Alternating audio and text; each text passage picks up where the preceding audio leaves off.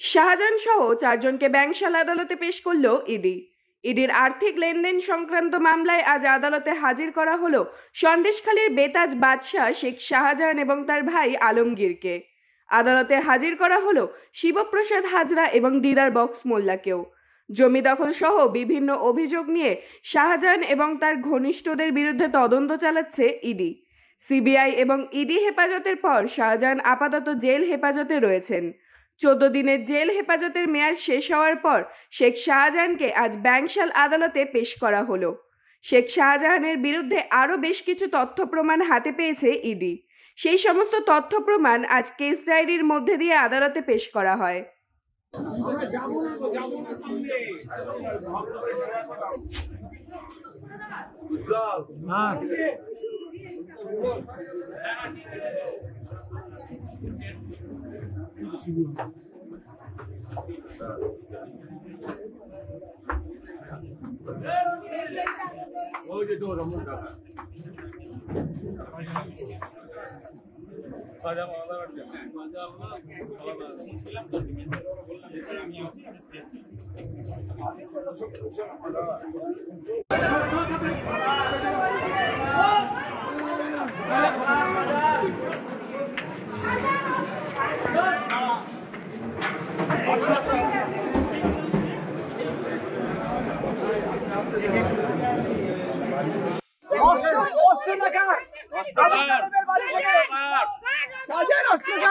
Shahjahan